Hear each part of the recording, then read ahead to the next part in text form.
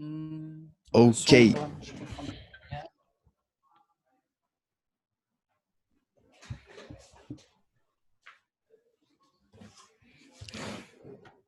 pas.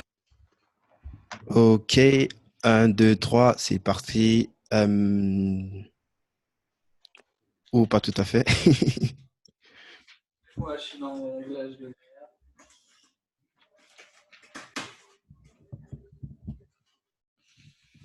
Est-ce que c'est correct là? Ouais, bof. Excuse-moi. Pas de souci.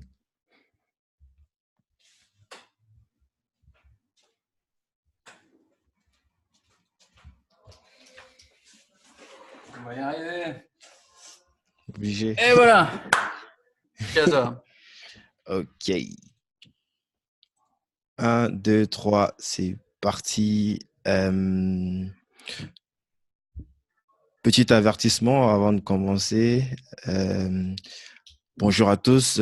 J'aimerais préciser que cet épisode parle de sexe et le vocabulaire employé sera très cru. Attendez-vous à une conversation sans filtre avec un acteur, producteur porno. Si ce genre de sujet vous met mal à l'aise ou n'est pas adapté à l'environnement dans lequel vous vous trouvez actuellement, je vous conseille de sauter cet épisode. Ceci dit, c'est parti. Dans cet épisode, j'accueille Jean-Marie Corda, qui est sex coach, ainsi qu'acteur, producteur, réalisateur porno. Euh, Avec Jean-Marc, on va parler d'une part de marketing dans l'énorme industrie du porno et je suis sûr que la plupart des personnes se posent la même question de savoir comment est-ce que les gens font de l'argent dans le porno quand il y a autant de contenu gratuit disponible. D'autre part, la partie qui m'intéresse le plus perso, je voudrais aborder des thèmes clés, enfin, qui pour moi sont clés, comme la conception du rapport de force, la réalisation de soi, la productivité, la performance dans la société d'aujourd'hui. Bref, des éléments sociaux et culturels qui, je trouve, Jean-Ma a une réponse très intéressante lorsqu'on écoute ses vidéos ou lorsqu'on lit son contenu. Et je dirais, c'est principalement la raison pour laquelle j'ai voulu l'avoir sur ce podcast pour échanger sur tout cela. Pour commencer, est-ce que Jean-Ma, tu pourrais te présenter? Ou Bien est-ce que sûr. comment est-ce que tu te présentes en général lorsque tu rencontres quelqu'un pour la première fois? Généralement, je mens. Je lui dis que je fais des sites internet pour pas qu'on me casse les couilles. Parce que quand tu dis aux gens que tu es producteur porno ou que tu es sex coach, ce qui est mon activité, hein, je suis le plus gros distributeur de produits sexuels éducatifs sur l'Europe de l'Ouest, on va dire. Et d'ici 2 ans, j'espère le plus gros distributeur du monde. Donc, ça fait beaucoup de volume quand même. Donc, quand je dis ça, sex coach ou porno, les gens posent tout de suite des questions. C'est-à-dire, au lieu de me dire ce que eux font, ils me déballent des questions. Ils sont curieux parce que c'est un petit peu insolite. Mais le problème, c'est qu'ils me posent toujours les mêmes questions à la con. Alors, c'est marrant 5 minutes, hein, mais en fait, très vite, ça devient chiant. Donc, aujourd'hui, si les gens m'intéressent pas, je raconte de la merde. Je dis, oh, je fais des sites internet, des trucs chiants du marketing. Et donc, ils m'emmerdent pas. Et si c'est quelqu'un avec qui j'ai vraiment envie de discuter honnêtement, et je vais dire que je fais du business sur Internet, que j'ai différentes verticales. Ce que j'appelle des verticales, c'est des business que je segmente. Il y a du coaching sexuel français, du coaching sexuel en anglais pour cibler le public international. Je fais également du coaching généraliste dans lequel je me présente plus comme un gourou que comme un coach en développement personnel. Parce que je suis radical et j'attends de mes disciples qui soient fanatiques. Donc je suis très très extrême, mais c'est pour prendre à contre-pied les tabous. Yes. Et d'ailleurs, dans mon enseignement, il n'y a aucune bien-pensance. Je suis obscène, j'ai mauvaise réputation parce que je suis brutal dans mes propos, dans mes prises de position. J'ai eu 4 ou 5 chaînes YouTube qui ont été supprimées. J'ai été censuré, enfin supprimé 2 fois sur Instagram. Là, j'ai 3 comptes Twitter qui ont sauté. Mais c'est des gros comptes, hein, c'est des trucs à 30 000 abonnés. Sur Facebook, j'ai été sauté également. Et sur YouTube, pour survivre là-bas, je suis obligé de créer des chaînes sur lesquelles je fais du contenu qu'on appelle compliant, sont à peu près bien pensants, YouTube qui friendly. amènent. Ouais, c'est ça. User friendly. family friendly presque.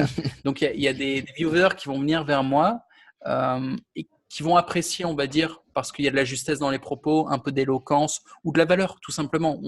Ce soir, j'essaierai de transmettre de la valeur parce qu'on est là pour avoir une discussion intelligente. Et derrière, je les emmène sur mon espace personnel où je peux vraiment envoyer mon contenu tel que je le vois sans censure. Parce que je vais trop loin, en fait. Je vais trop loin pour la République française. D'ailleurs, je me suis expatrié, je ne peux pas vivre en France. Les lois françaises sont restrictives pour moi, outre le fait que ça soit un pays communiste dans lequel on travaille pour des parasites et des traîtres. Je veux dire, pour moi, c'est inenvisageable de payer des taxes en France, surtout à 70 ou 80%. Mais au-delà de ça, juste penser et parler comme je parle en France, ça vaut la prison, plus ou moins. Je serais vraiment emmerdé. Je ne peux pas rentrer, je ne veux pas rentrer. Excellent. Jean-Marc, on a parlé de ça un petit peu en off et je l'ai dit en début d'intro. Au-delà de la posture ou du climat, du cliché acteur porno, moi je trouve que tu dis plein de choses intéressantes. Ça doit être sûrement dû à ta liberté parce que tu as une liberté que plein de personnes n'ont pas, même si peut-être ils pensent comme toi, mais ce serait chronophage pour eux de dire ça publiquement parce qu'ils pourraient soit se faire exclure de la société ou peut-être ils seraient… tu le dis justement dans une de tes vidéos où tu parles du fait qu'il y Ce a que je dis, certains c'est que YouTubeurs stratégiquement, qui ont une grosse communauté, qui kiffent bien ce que tu dis, mais qui ne peuvent pas forcément se montrer publiquement ou bien, par exemple, faire du partenariat avec toi juste parce que ben, c'est pas friendly, quoi. Ils vont perdre tous les sponsors mais qu'ils ils ont ont. raison. Stratégiquement, ce serait une erreur. C'est-à-dire que si tu es face à un adversaire plus puissant que toi et que tu dévoiles ta position, que tu lui dis, toi, je t'emmerde, t'es mon ennemi, je te nique, mais le mec est plus fort que toi en face, Mm, mm. bah, tu te fais éclater. Et l'idée, c'est que pour être libre et commencer à dire va chier à tes ennemis, aux gens qui vraiment pensent d'une manière qui est hostile à ton égard, pour les envoyer chier, tu es obligé déjà de monter en puissance, sinon c'est du suicide, tu te fais éclater, et tu es obligé de te positionner intelligemment, c'est-à-dire géographiquement, contextuellement, que sais-je.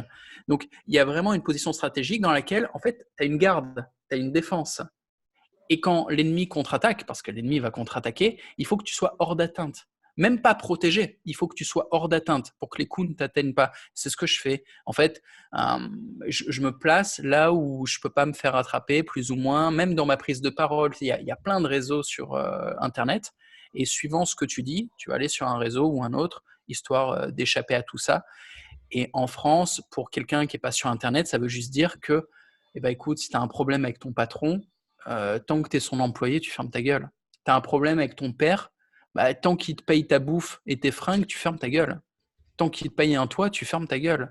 Si tu veux l'ouvrir, commence par être indépendant financièrement. Si tu veux envoyer chez ton patron, trouve-toi un boulot indépendant également.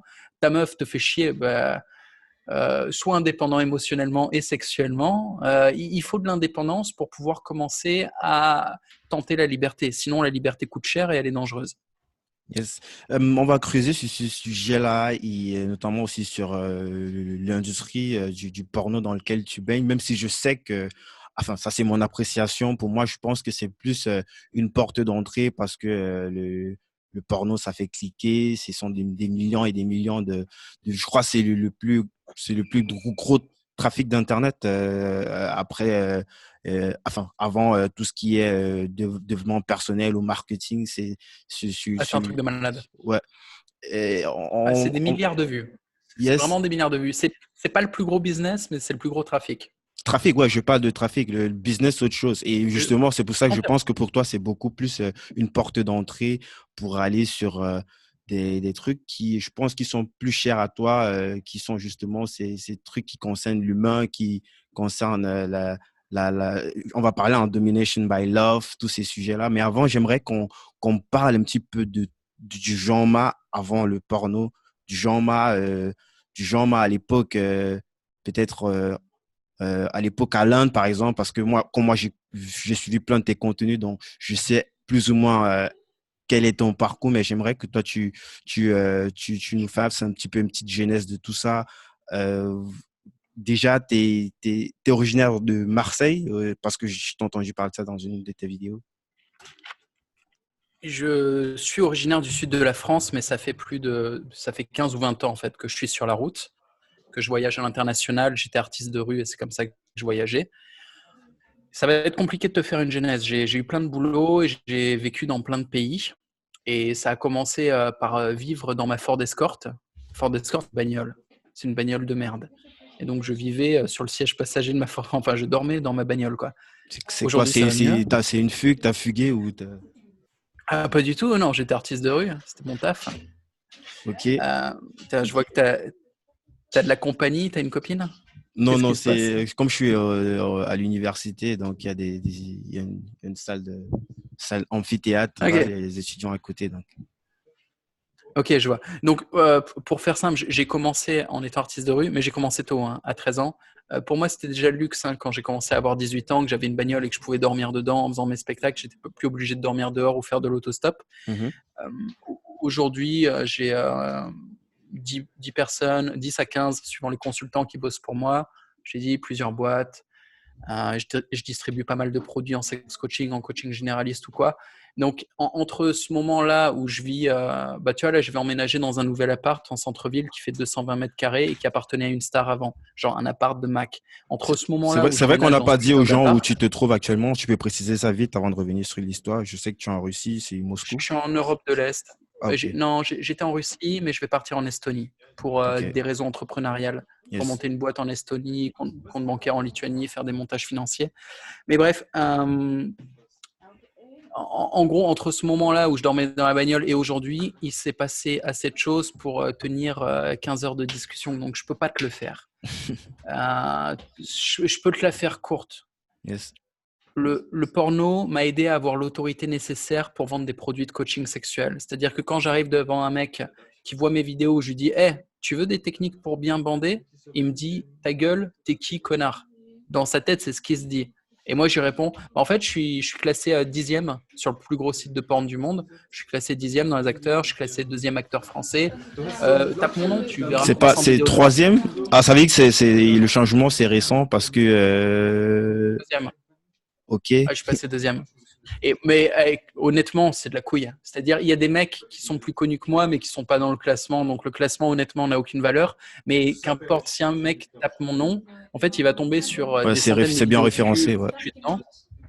Bah, c'est juste qu'il va me voir en train de baiser des nanas. Et donc, le mec qui lui vient de lui dire je t'apprends à baiser ou je t'apprends à bander, bah, il va me voir dans plein de vidéos et il va juste regarder, il va dire ah ouais, effectivement, il bande correctement.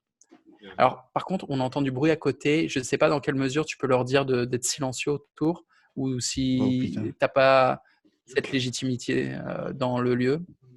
Là, ça va être ouf parce qu'il y a au moins 7 personnes.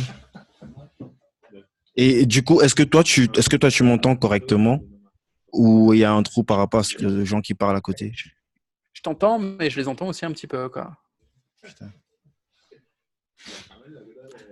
Donc, même pour ton podcast, tu vois, c'est. Ça sera un gros freestyle, ça. Oh, mais on va faire avec. Là, ils sont en T'inquiète, train de se te prends barrer, pas hein, la ouais. tête. Bon, bah tant mieux. Tant mieux, tant mieux.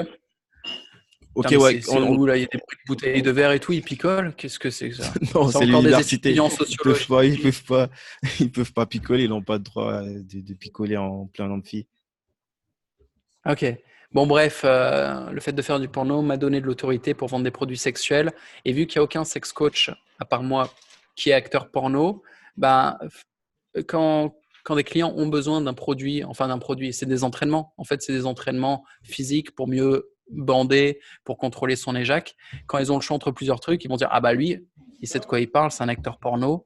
Il nous apprend des techniques d'acteur porno. Ah d'accord, ça paraît logique qu'effectivement, les acteurs porno ont un entraînement pour faire ce qu'ils font. C'est une performance qui est Mhm. quand même athlétique. Faut baiser des fois 2-3 heures sans gicler. Décider à quel moment on gicle. Si on gère pas ça, on peut pas bosser, quoi, tout simplement. Et on gère pas ça de manière innée.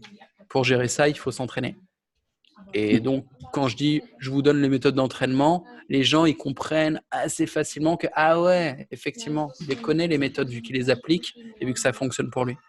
Mais avant, il n'y avait pas forcément une digression à dire que ben moi, je vais devenir acteur porno pour me prouver ou pour prouver aux autres que c'était purement stratégique par rapport au produit et connaître ce que tu voulais vendre, à Ah, savoir du coaching ça sexuel. s'est fait, ça s'est fait naturellement, hein. J'ai fait du porno pour assouvir mes pulsions narcissiques et pour montrer ma bite face au reste du monde. Donc, j'ai pas réfléchi.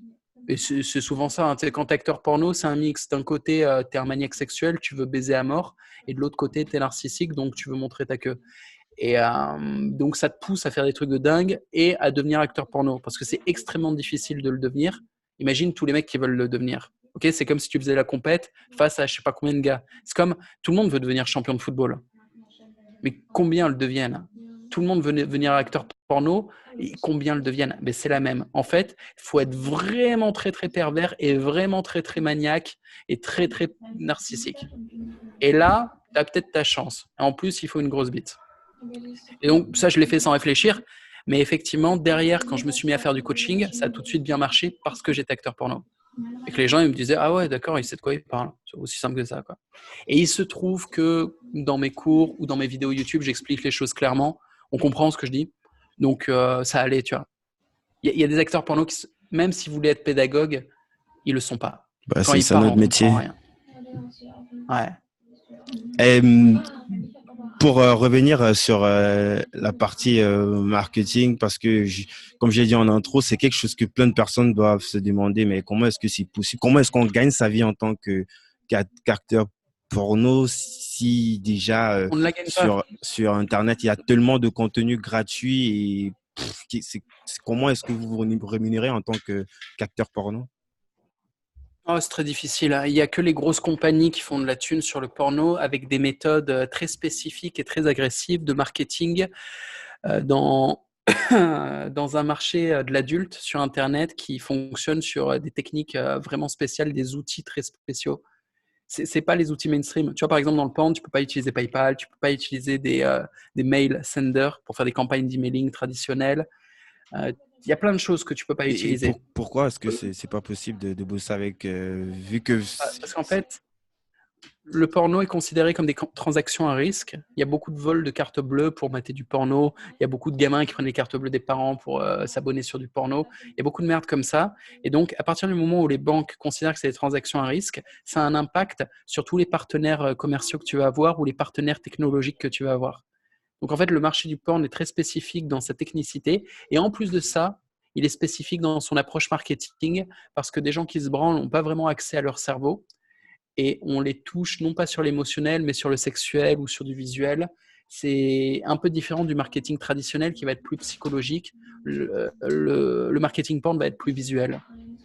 Pour un petit peu mieux expliquer, tu parles du fait que ben, les personnes ne sont pas forcément prêtes à écouter un discours plutôt logique et rationnel sur quelque chose qui pourrait vraiment changer leur vie, mais pour un besoin rapide dans les prochaines 5 minutes, c'est là où ils sont plus prêts à écouter. Disons par exemple, c'est comment on appelle les meufs qui font par exemple des petites vidéos cam et tout. C'est par exemple ce genre de produit qu'on peut vendre en upsell dans du contenu gratuit. C'est ça.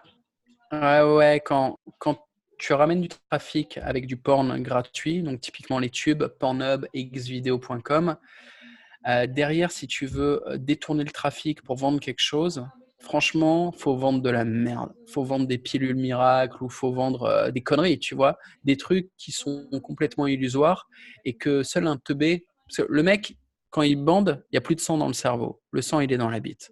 Il pense plus, c'est fini. Donc pour qu'il clique et qu'il sorte la carte bleue alors qu'il était en train de se branler, faut vraiment le pousser loin. Genre le mec, il en peut plus. Il faut vraiment une meuf et tu lui dis attends, excuse-moi, j'ai un petit problème de son que je vais régler tout de suite. Ok. Est-ce que tu m'entends toujours? Tu veux que je parle pour... Non, non, je vais faire autrement. Moi, hein, pour ce truc, je sais pas. T'inquiète Mais pas, hein, haut-parleur. c'est le nom du podcast, ça porte bien son nom, débrouillard, tu vois. Cool. Alors, attends, je vais me brancher sur l'AirPod. Vas-y, parle. Test, c'est bon là, tu m'entends? Ah, attends, là, j'entends rien, mais c'est pas ta faute. C'est mon ordi qui est en train de charger. Ah, merde. Désolé pour ce bug. Pas de Là, souci. j'ai Zoom qui est en plein bug. Bizarrement, je t'entends Ah, correctement en attends, fait. ça a l'air d'être... Ah, merde, il veut pas prendre mes AirPods.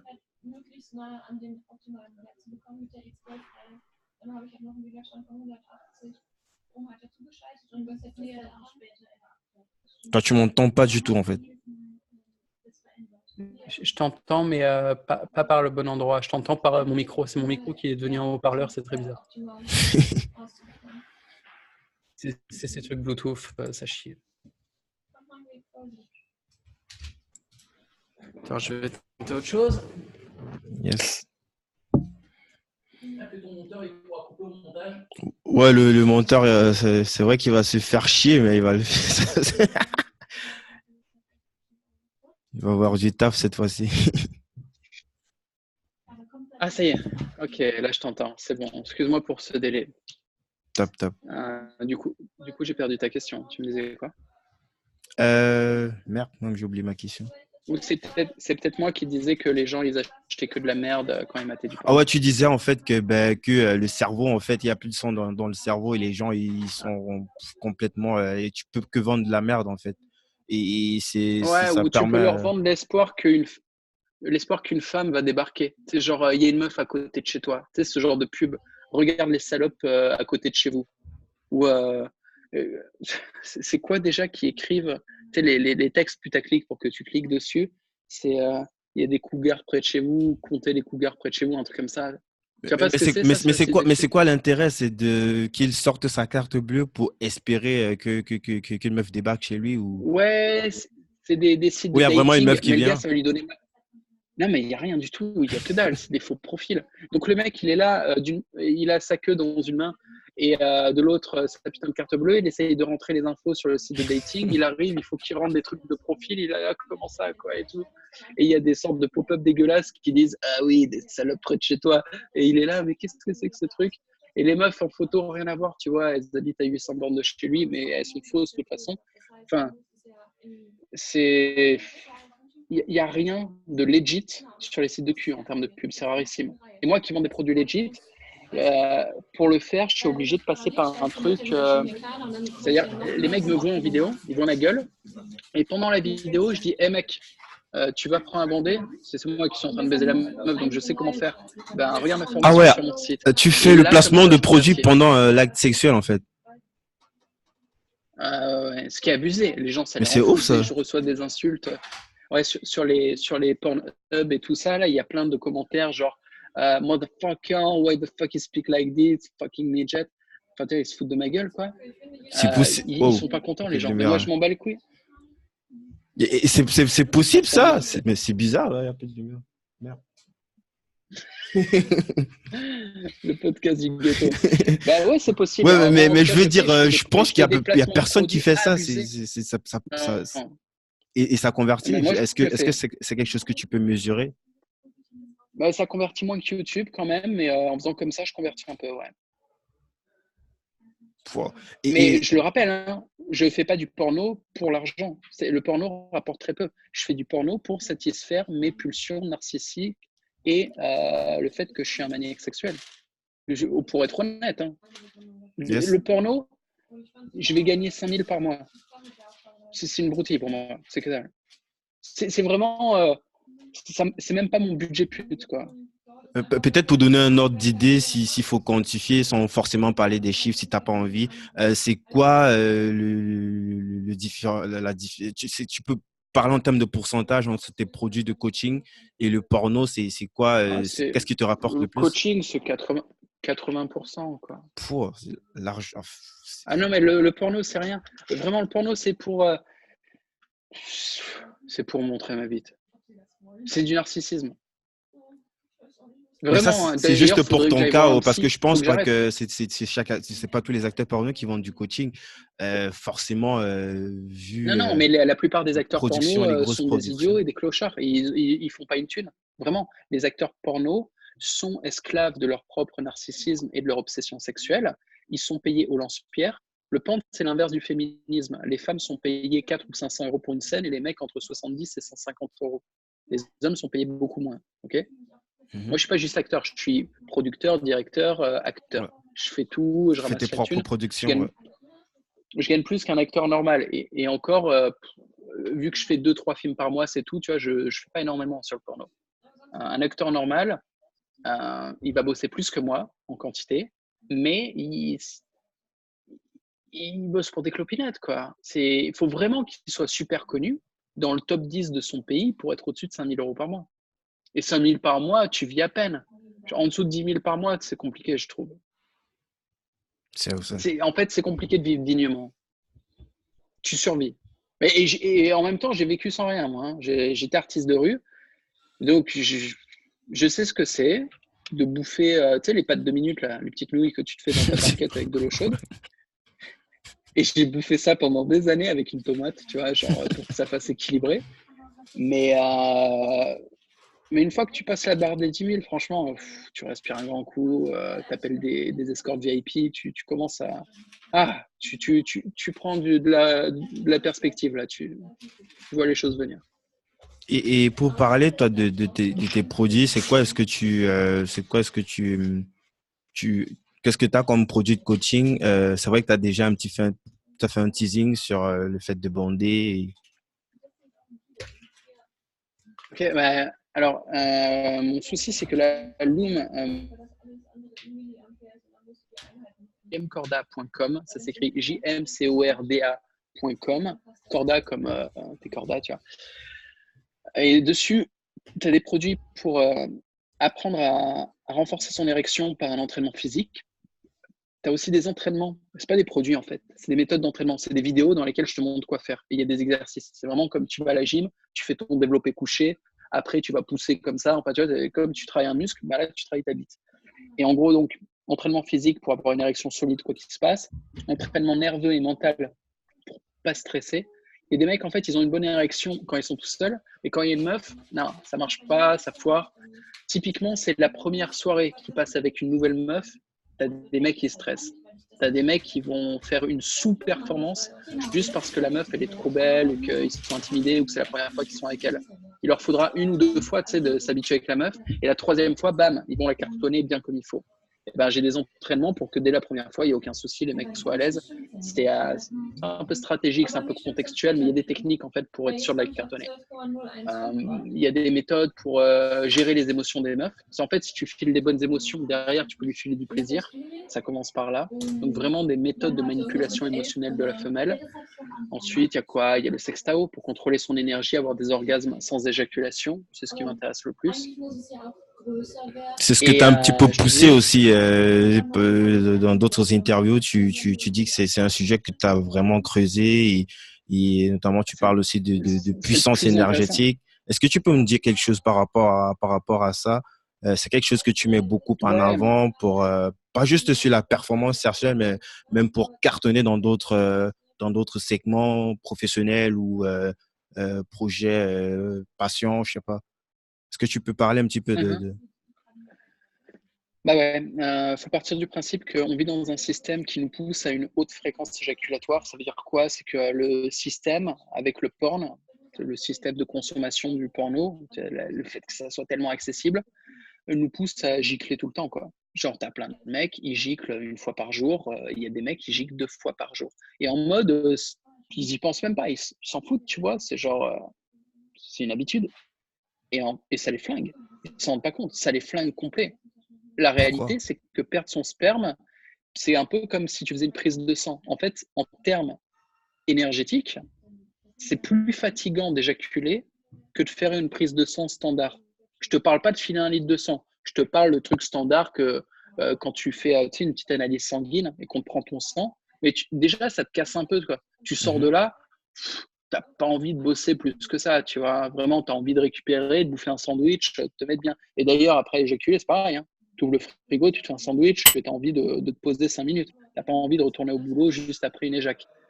Et ben, ou quand tu as les couilles vides, en fait, de toute façon, tu n'es même pas créatif, tu n'es même pas puissant et surtout, tu n'es pas agressif. Pour ça, d'ailleurs, il n'y a aucun sportif qu'on laisse éjaculer avant un match ou un combat. C'est une évidence, tu vois. On empêche les joueurs de foot de recevoir des putes avant le match et on dit bien aux boxeurs de ne pas gicler ou pas baiser leur meuf avant un combat. C'est pas pour rien, quoi. Mais c'est une autorité publique, tout le monde le sait depuis des centaines d'années. Et l'idée, c'est qu'on le sait, mais on le sait pas. Les gens continuent d'éjaculer comme des teubés, mais en même temps, personne ne leur apprend. Et personne ne va leur dire, hé les gars, calmez votre fréquence éjaculatoire. Et de toute façon, s'ils le font, qu'est-ce qu'ils vont avoir? Ils vont avoir mal aux couilles. Ça va leur prendre la tête, quoi. Ils auront trop de tension sexuelle et ils y penseront tout le temps. Ils seront trop chauds. Et il y a des techniques, en fait, pour remonter ces tensions sexuelles dans le corps. Donc, au lieu que tu aies une tension qui fasse que tu as envie de te branler tout le temps ou que tu penses qu'au cul, eh ben, avec des contractions du périnée, en fait, des inhalations, enfin, des inspirations et un certain contrôle du système nerveux, c'est le sextao. C'est une forme de méditation active où tu fais remonter Je te coupe un petit peu, tu peux expliquer pour ceux qui ne savent pas le muscle du périnée entre, je pense, la prostate et les testicules. C'est entre les couilles et l'anus, quoi, hein, pour faire simple. Mais on va dire qu'il y a une méditation active qui permet de faire remonter les sensations vers la tête. Imagine, tu n'as pas baisé depuis 2 semaines, ok? Tu as les couilles comme des pastèques et que dès que tu vois passer un petit cul, tu as la bave aux lèvres et tu es au taquet, ok? Tu le visualises. Dès qu'il y a un truc qui effleure ta bite, tu es en mode tu bandes et tu es là, ah! Tu t'es pas touché la nouille depuis 2 semaines, ok? Tu es chaud patate. Voilà. Le problème, c'est que c'est un dérèglement du système nerveux et que tu peux pas te concentrer comme ça. Vraiment, ça paraît, ouais, genre t'es chaud, t'es excité, mais non. La vérité, c'est que si tu vas au boulot comme ça, bah, t'es pas très performant parce que t'es déconcentré tout le temps. Et on capte pas trop, mais en fait, il y a des sensations accrues. On a la zone génitale hypersensible quand on est comme ça, au niveau de l'épiderme, par exemple. Et ben, ces sensations, on peut les déplacer. Et pareil, ça n'est pas su, les gens ne le savent pas. À l'école, on te Les dit pas déplacer que, sans éjaculer, en fait, c'est ça que tu essaies de mettre en avant, le fait ouais. qu'ils peuvent. Non, mais imagine, tu as le bras qui te chatouille et par un petit travail mental et un peu physique, la zone qui chatouille, tu la déplaces. Ok, tu la fais remonter sur ton bras. Bon, c'est pareil. Imagine que tu as une sensation génitale qui est assez intense et que tu es sursensible au niveau génital et que dès qu'on t'effleure la queue, tu es en mode oh, qu'est-ce qui se passe? Eh ben, cette sursensibilité, tu peux la remonter par la colonne vertébrale jusqu'en haut du crâne et après la faire redescendre et la ramener vers le ventre, entre parenthèses, la digérer, puis disperser cette sensation un peu partout. Donc en fait, tu vas réénergiser ton corps ou resensibiliser l'ensemble de ton corps ou faire un éveil du système nerveux global par la respiration, par des contractions de muscles internes profonds, sur la base de ta tension sexuelle. Et on est toujours en accumulation de tension sexuelle. Pour faire simple, le mec est une usine à sperme. C'est ce qu'on fait tout le temps, tu vois. On produit du sperme. Et les femmes font des ovules, nous on fait du sperme. Et pour la procréation, il y a un programme dans le corps qui fait qu'on veut l'expulser, ce sperme. Et pour que ce programme fonctionne, eh ben, le corps sursensibilise la zone génitale assez fréquemment pour que le mec ait envie de se frotter partout. C'est pour ça qu'on est comme des chiens en rut, quoi. Et l'idée, c'est qu'on peut aller contre la nature, court-circuiter ce programme et faire non, je veux pas, parce que quand j'éjacule, je perds des ressources. Genre, je perds un max d'énergie. T'imagines l'énergie qu'il faut pour créer la vie? C'est un truc de malade, quoi. Et ça fatigue à mort. Et n'importe qui arrête d'éjaculer pendant une période, il va être perturbé par le fait que ça distrait beaucoup, cette sensation. Mais en fait, s'il fait abstraction de cette distraction, il va aussi se rendre compte que putain, je suis agressif, je suis créatif, j'ai la patate, je suis super énergique. En fait, quand tu arrêtes d'éjaculer, tu prends un gros boost d'énergie. Et l'idée du sextao, c'est avoir ce boost d'énergie sans avoir la distraction, sans avoir la gêne que c'est. Pour plein de mecs, en fait, on est trop chaud sexuellement et c'est pas possible d'arrêter de se branler ou d'arrêter de baiser. Et l'idée avec le sextao, c'est qu'on n'arrête pas. On a des orgasmes sans éjaculer. Donc on baise, et je baise beaucoup, hein, mais on n'éjacule pas. Moi, j'éjacule 2 fois par mois quand je tourne mes films. C'est tout. En privé, je n'éjacule jamais. J'ai fait l'amour juste avant de t'appeler. C'est pour ça que j'étais en retard d'ailleurs. Je suis désolé. Les gens ils vont dire putain c'est quoi ce podcast là. Le mec il va au pute après il va enregistrer un podcast. Et franchement j'étais honteux quand j'ai reçu pendant que la pute elle était dans la douche entre deux coups de bite. J'ai vu ton message en disant bah du coup t'es pas là pour et j'étais là merde putain le podcast. Et j'étais un peu honteux, quoi. Non, c'est plus.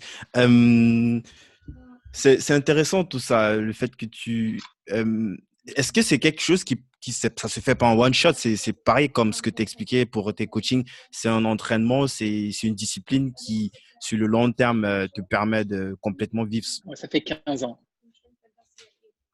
Waouh. Mais est-ce que tu peux te définir comme c'est une période lorsque, si tu es discipliné, tu peux atteindre ce level-là Ouais, non, mais en fait, la recherche ne s'arrête jamais. Là, je te parle de contrôler son système nerveux. C'est un truc de malade.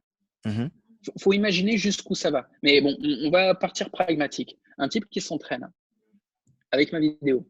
En un mois, il commencera à avoir des sensations. Au bout de 3 mois, il aura quelque chose qui ressemble à ce que je pourrais appeler des résultats. Mais attention, n'importe qui s'entraîne à n'importe quoi, c'est pareil. Tu vas à la muscu, tu fais une séance, il se passe quoi? Bon, tu vas avoir un peu mal au bras, mais tu vas pas ressortir de la séance en mode j'ai des nouveaux muscles. Rien Baraqué, du tout, ouais. vieux. Bah non, tu vas au moins un mois, et même après un mois, genre, tu as des sensations, mais tu n'as pas des résultats. Au bout de 3 mois de muscu, déjà, si tu as des résultats, c'est que tu as bien bossé, mais c'est pas un truc de fou, tu vois. Ouais. Genre, il va falloir continuer. Et les mecs qui ont vraiment un corps musclé, où tu vois qu'ils vont à la salle et que c'est correct, bah, ils en ont tous fait, je sais pas, moi, 1 ou 2 ans minimum. Donc, il n'y a pas de secret, il n'y a pas de magie. Sextao, c'est comme tout le reste, hein. Pour l'apprendre, il faut pratiquer. Mais après, je vais dire jusqu'où ça va et tu vas voir à quel point ça vaut le coup. Mais il ne faut pas s'attendre à ce qu'il n'y ait pas besoin de s'entraîner ou à ce qu'il y ait des résultats dès le lendemain. Non, non, non, c'est comme tout. Il faut pratiquer. Plus tu pratiques, plus ça vient. Il faut une fréquence dans la pratique. Mais la pratique est intéressante et agréable. Hein. Ce n'est pas un truc chiant à faire. Bon, ça, c'est une chose. Mais l'idée, c'est de voir jusqu'à où ça peut aller. Au début, on s'entraîne sur la zone génitale. Mais après, on commence à capter qu'il y a des sursensibilités du corps qui peuvent apparaître n'importe où. Par exemple, quand on est très émotif, quand on est très nerveux, il peut y avoir une sursensibilité de la zone pectorale où on peut sentir dans les épaules. C'est par exemple un mec qui va monter sur scène pour parler devant du public, il va avoir le trac. Mais le trac, si tu analyses physiquement ce qui se passe en termes de sensations nerveuses, tu demandes au mec, arrête, ne pense plus, toute ta pensée, c'est que des parasites mentaux, ok? Qu'est-ce que tu sens dans ton corps? Et le mec, il va dire, ah ben, je sens un truc dans la gorge, mes épaules, il y a des fourmillements, j'ai des fourmillements dans les bras. Ok, donc, en fait, c'est le système nerveux qui réagit par rapport à une situation qui génère un stress, une situation qui stimule, en fait. Et quand tu captes que tu peux déplacer tes sensations génitales, tu dis, mais attends, je peux tout déplacer. Et là, tu commences à pouvoir déplacer les sensations dans les épaules, dans la zone pectorale, et faire circuler tout ça, ou dans la tête, quand tu as une suractivité mentale. Et tu commences à contrôler tes sensations, tes émotions. Et ça, c'est très puissant. L'idée, c'est qu'un mec qui contrôle son système nerveux contrôle le monde. Au final, on est quoi? On est juste un récepteur. On reçoit ce qui se passe autour de nous. Tu vois, on voit les choses avec nos yeux, donc on reçoit un signal visuel, on écoute avec nos oreilles, on reçoit un signal auditif, on sent les choses avec notre nez, avec notre bouche, tu vois, on reçoit de l'olfactif, du gustatif, ok? On sent des sensations sur la peau, d'accord? Et on sent des sensations qui popent comme ça toutes seules dans le corps par rapport aux stimuli. Genre un type qui nous prend la tête, une nana qui nous fait un clin d'œil, un pote qui nous fait une blague. Tu vois, on a des sensations dans le corps quand ça arrive. Des relaxations, des tensions, et puis des petits chatouillements, des machins. Tu vois de quoi je te parle? Bien sûr. C'est vraiment Si très là, intéressant tout maintenant, ça. imagine maintenant, je te dis, mec, je te file 10 000 euros. Là, je t'envoie 10 000 euros sur ton PayPal. Et je le fais vraiment. Tu vois, il va se passer un truc dans ton corps. Ça va être une stimulation. Tu vas commencer à bégayer. Tu vas être en mode, ah putain, merci Jean-Marc et tout, super cool. Mais l'idée, c'est que c'est moi qui t'aurais stimulé. Si toi, tu prends le contrôle du truc, tu peux te sentir comme ça. Tu peux auto-stimuler le plaisir. Et tu deviens indépendant émotionnellement. Et ce truc est une puissance énorme. D'habitude, les gens prennent des drogues pour avoir ça.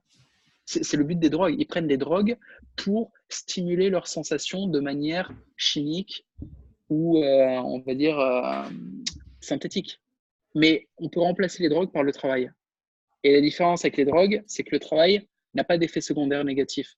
La drogue va te flinguer, forcément. Tu vois. Ouais, c'est Je ne veux clair. pas commencer à taper un discours, mais il y a des effets secondaires de merde. Ça s'appelle la redescente. Et sur le long terme, tu perds de la santé. La méditation, non.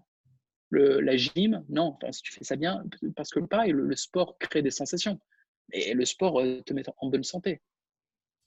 Et donc, le sextao, c'est ça, en fait. Le sextao, c'est une approche pour commencer à contrôler son système nerveux.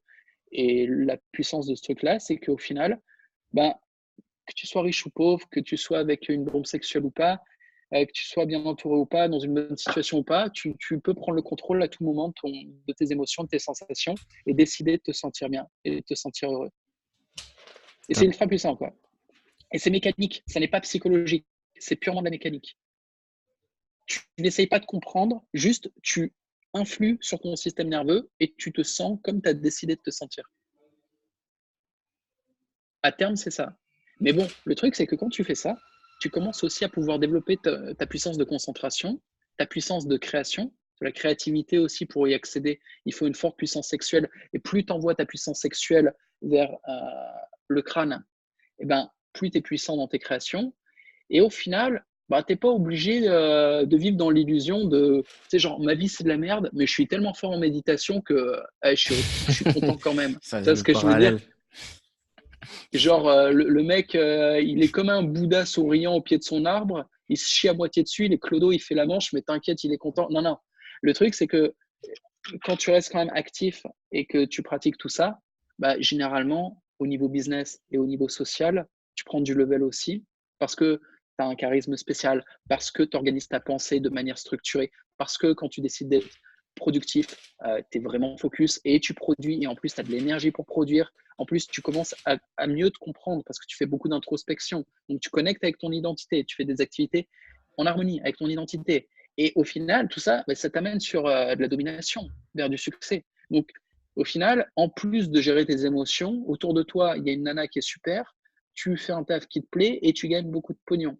Et tu t'organises pour être en sécurité, pérenniser tout ça. Donc, quand tu as tout le combo, moi, je dirais qu'il est temps de procréer, faire des enfants et leur apprendre à faire tout ça.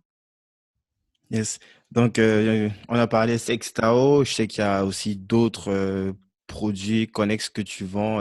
Ça, c'est plus pour j'ai oublié le nom de comment ça s'appelle pour les relations. Je sais plus comment ça s'appelle. Pour l'éjaculation, Non, t'as d'autres. c'est- Je crois que tu dois avoir quelque chose comme 5 ou 6 produits. Je me rappelle plus de. C'est plus pour les oui, relations. Pour, Ah, les relations, oui. Je suis très focalisé quand même sur le sexe, plus que sur les relations. Je laisse ça à d'autres. Les relations, il faut beaucoup de psychologie. Moi, je ne suis pas un psychologue. Je travaille sur le corps. Je suis un Mhm, coach. Je te mhm. dis de faire des exos, genre contracte tel muscle, respire tant de fois et répète l'exercice. Ensuite, rentre le ventre, sort le ventre, presse sur tel organe interne, contracte tel autre truc. Enfin, c'est vraiment, mets-toi dans telle position. Je fais peu les relations. Pour les relations, il faut discuter avec les couples, il faut passer du temps avec eux, il faut écouter la nana, puis il faut écouter le mec, puis il faut les revoir et tout. Euh, je donne des méthodes d'investissement amoureux et sexuel, mais je ne reviens pas sur des relations qui existent déjà, en fait. Je ne commence pas à donner mon avis sur des histoires de couple. C'est un métier, c'est un vrai métier, mais ce n'est pas mon métier de faire ça. Je donne mes méthodes juste pour trouver des nanas de haute qualité et avoir des relations durables avec elles. Je suis vraiment pas un dragueur, en fait. Je drague pas, je fais de l'investissement. Le dragueur, il part un peu au hasard, tu sais, essayer de chercher des nanas, demander des numéros. Il tente plein de chances. Mais je fais pas ça. Moi, je me place dans un contexte qui m'est extrêmement favorable, dans lequel je vais exercer une activité sur laquelle j'ai une grosse autorité, sous le regard de plein de nanas intéressantes. Et après, j'ai juste à choisir et je sais comment passer à l'action pour que mon choix se conclue par du sexe immédiat et qu'ensuite on puisse commencer à discuter. Si je comprends bien, c'est pas forcément de taper de partout, mais de te nicher, de savoir peut-être Ah dans quel ouais, segment ultra est-ce que niché. j'aurais plus de chance et par rapport à ça, ben, avec plein de stratégies, tu vas droit au but et puis En fait, tu fais ce que tu aimes faire et ce pourquoi tu es bon dans une niche où il y a des nanas intéressantes et disponibles. Et il suffit de bien faire son taf, ou de bien faire son activité ou sa passion. Donc, auprès de ces nanas, on a de l'autorité. Et une fois que c'est fait, et qu'en plus on connaît les nanas parce que tu sais, elles nous voient dans l'action, bah, il suffit de choisir. Après, il faut quand même closer. Closer, c'est conclure. Donc, il faut quand même dire à la nana, écoute, je vais te voir vendredi, je t'invite dans tel restaurant, ça va bien se passer. Enfin, il n'y a pas besoin d'enrober les trucs, tu vois. C'est juste une discussion, de dire, écoute, c'est parti. Toi, je veux te voir chez moi. Et il y a pas à raconter des sornettes, quoi. Alors, il faut quand même des excuses. Tu peux pas lui dire, viens chez moi, je vais t'enculer. Tu es obligé de dire, écoute, il y a ce nouveau film qui vient de sortir. J'ai peur que Viens à j'en la arrive, maison, j'ai un putain. nouvel écran plasma, on va le mater. Donc, les nanas veulent quand même se mentir à elles-mêmes. Tu es obligé de leur donner une excuse pour pas qu'elles se sentent comme une grosse salope quand elles viennent chez toi et qu'elles baisent dès le premier soir parce que c'est ce qui va se passer. Donc, je t'explique comment baiser dès le premier soir et ça marche à tous les coups. Mais la nana, il faut qu'elle puisse quand même avoir bonne conscience quand elle se prend sa douille. Donc, il faut les deux. Il faut l'aider à se mentir à elle-même et en même temps, il faut agir. Et puis derrière, de toute façon, il y a la discussion. Et dans la discussion, ça se passe bien, vu que c'est une nana qui est intéressante, qui est disponible et qui est dans l'endroit où tu cherchais des nanas et que c'est la nana que tu as choisie. Donc, tu vas pas l'entuber, la nana, dans ces conditions. Tu vas pas la jeter comme une merde. C'est la nana que tu voulais. Tu vas la traiter avec respect après. Tu vas lui parler. Tu vas essayer de construire. Tu vas la laisser là jusqu'au lendemain. Tu vas pas la virer. Elle va passer la nuit avec toi. Et derrière, vous parlez d'une relation. Alors qu'un dragueur, le lendemain, il est plus là déjà. Et Jean-Marc, tu peux parler un petit peu des pricing. On est dans quelles eaux pour quelqu'un qui aimerait se procurer l'une de tes formations ou des packs? Je sais que tu fais aussi des packs. Alors, pricing, déjà la bonne nouvelle, c'est que je vais filer 15% à tes gars avec le code promo GUY, ça s'écrit G-U-Y, hein, pour tes gars, s'il y en a qui ne savaient pas comment ça s'appelle. Donc, sur n'importe lequel de mes produits, si tu cliques sur J'ai un code promo, tu auras 15% en tapant le code GUY. Ensuite, et c'est un code qui va pas durer, donc faites-le maintenant, ça va durer 15 jours à partir du moment où on sort le podcast. Donc, allez-y maintenant. Le pricing, les formations unitaires, c'est une formation par topic, érection, éjaculation, investissement sexuel et amoureux, sextao. Donc, les formations sont à 97 € pour la plupart. Et le sextao est à 199 €. Mais demande plus de travail. En fait, le vrai investissement dans ces formations, c'est pas tant l'argent, c'est le temps de travail que ça va vous demander. Une formation, ça va être 3 ou 4 entraînements par semaine pendant minimum 3 mois. Et après, on continue un peu l'entraînement pour maintenir les performances. Au début, c'est assez intense pour gagner en performance, mais après, il faut les maintenir. Et après, normalement, l'activité sexuelle que vous aurez avec vos compagnes servira à maintenir ces performances. Mais il faudra que ça soit quand même assez intense comme activité sexuelle. Mais bon, je vous apprends comment avoir une vie sexuelle intense. Donc, tout est calculé. Après, Et, la ok. question qui se pose quand on s'achète du contenu sexuel, c'est pas tellement est-ce que ça les vaut. C'est-à-dire que pour bander bien toute sa vie, 97 balles, c'est évidemment, quel est le prix d'une baise? Moi, par exemple, une pute de luxe, je la paye je suis en Europe de l'Est, ça coûte pas cher, mais je la paye 950 € à peu près. En France, ça coûterait 400 € une fille comme ça. Mais bon, voilà. Pour moi, une bonne baise, ça vaut 150 balles. Donc, un mec qui me dit, pour moins de 100 balles, toute ta vie, tu vas bien baiser, je suis en mode, ah bah ouais, ça les vaut. Non, la vraie question, c'est est-ce que les formations fonctionnent ou pas? Et tes gars, tout simplement, ils peuvent taper mon nom sur Google, ils peuvent voir mes films, voir si je sais de quoi je parle ou pas, ou ils peuvent aller sur gemcorda.com, il y a un forum, on est des milliers sur le forum, il y a plein de discussions. On parle de tout et n'importe quoi, mais tu as la moitié du forum, ça parle de cul, ça parle des exercices et de trucs astuces, tu sais, ou de ça se motive. Les mecs qui se disent, ouais, moi j'en suis là, moi j'ai progressé, moi je galère. Des fois, il y a un gars qui galère sur un exo, hein, et on l'aide. Mais c'est comme à la gym. Hein. Des fois, il y a un mec qui n'arrive pas à prendre des pecs. Bon, là, c'est pareil. Des fois, il y a un mec, vraiment, il éjacule un peu trop vite. Et même avec la formation, tu sais, ça continue à galérer. On lui donne des astuces, ça débloque. Enfin, il y a une communauté qui s'entraide. Il suffit que n'importe lequel de tes gars, ils aillent voir sur le forum. Et il peut passer des heures à lire. Hein. Il y a vraiment beaucoup de monde. Ou sur ma chaîne YouTube, JM Corda sur YouTube. Pareil, il y a plein de vidéos. Il y a 40 000 followers. Il y a plein de gens qui discutent. Et ça discute des formations, tu vois. Yes. Et Donc, les retours sont bons. on va mettre tous les liens en description pour ceux qui sont intéressés. Ça tombe bien que tu as parlé de ta chaîne YouTube. C'est vrai qu'au départ, quand j'ai entendu parler de toi pour la première fois, j'avais un biais acteur porno. Tu vois, je m'attendais pas forcément à, je m'attendais pas à tous ces autres segments et je t'ai parlé aussi en off justement de cette vidéo. C'est la vidéo en fait qui c'est à partir de cette vidéo que j'ai regardé toutes tes autres vidéos en fait. C'était une vidéo, le titre, tu parlais de la discipline. Et cette vidéo, Le ça titre m'a. exact, c'était comment ne pas être une merde ou comment ne plus être une merde, je crois. En fait, je pense peut-être c'est le titre que tu as mis sur cette chaîne, mais Sur à YouTube. l'époque, tu l'avais mis sur une autre chaîne qui a sauté, je me rappelle plus. Ouais, non, en fait, tu as la miniature où il y a écrit la discipline, mais le titre YouTube, c'est comment ne plus être une merde. C'est toujours un double titre, en fait. Sur YouTube, Ok. tu as le titre que tu mets pour le référencement.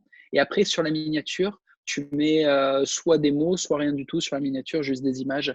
Mais le titre exact, Mhm. c'est juste pour préciser, c'est comment ne plus être Comment une ne merde. plus- Et je la pense, réponse, je vais mettre ça en description aussi. Je pense que ça doit dater d'au moins un an parce que je l'ai vu il y a longtemps, même si tu as reposté dernièrement.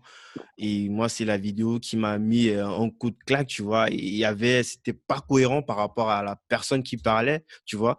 Et quand tu écoutes, en fait, et tu vois, en fait, non, il y a une cohérence, tu vois. Il y a un point commun, en fait, entre tout ça. Et encore dernièrement, là où tu m'as mis complètement un coup de boule, c'était avec la vidéo sur comprendre l'amour, ta définition de l'amour, une définition, c'est fou. L'amour, c'est le souhait actif du bonheur d'autrui. Peut-être avant de parler de ça, est-ce qu'on peut revenir un petit peu sur la discipline? Le Jean-Marie qui est en face de moi ouais. aujourd'hui, c'est forcément par ce thème qui peut sonner peut-être militaire, que tu es ce que tu es, quoi. C'est grâce à la discipline que tu as retrouvé ta liberté et tu définis très bien ce terme dans ta vidéo. J'aimerais que tu nous parles un petit peu de ça, de, de, de, de tes influences, parce que je sais que aussi tu parles parfois de ton gourou, quelqu'un qui a eu un grand impact dans ta vie par rapport à ça. Et qu'est-ce que tu peux dire par Ouais, rapport à Jérôme ça? Ortega. Yes.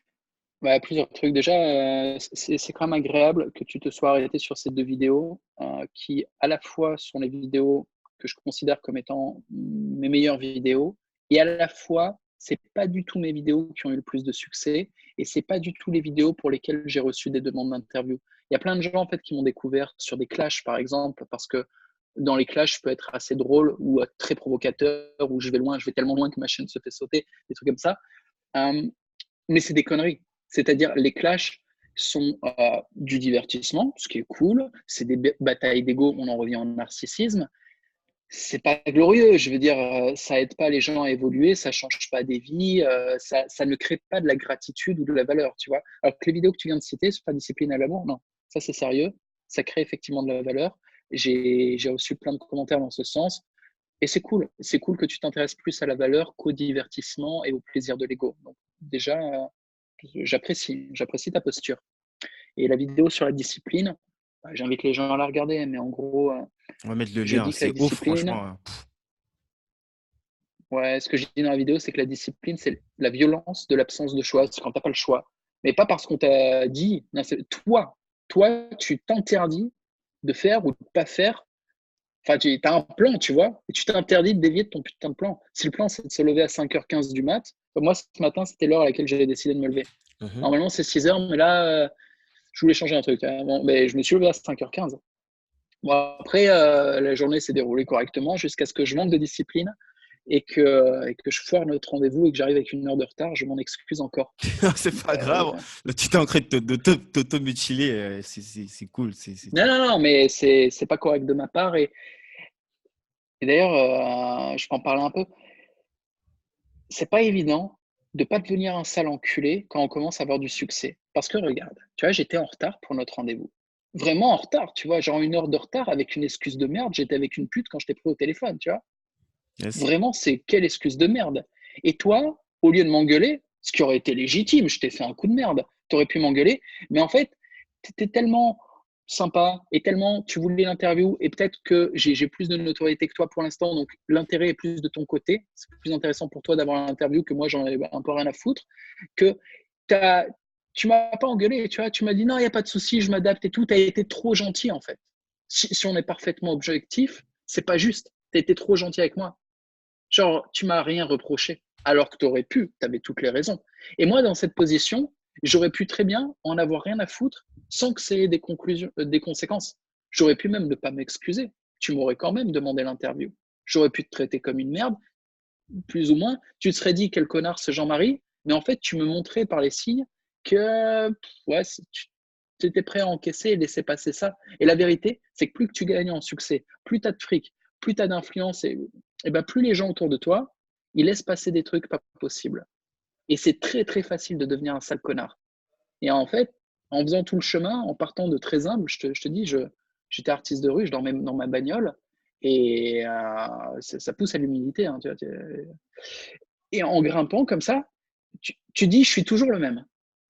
Parce que je sais d'où je viens et je vais pas devenir un putain d'enculé arrogant et je vais pas traiter les gens comme de la merde.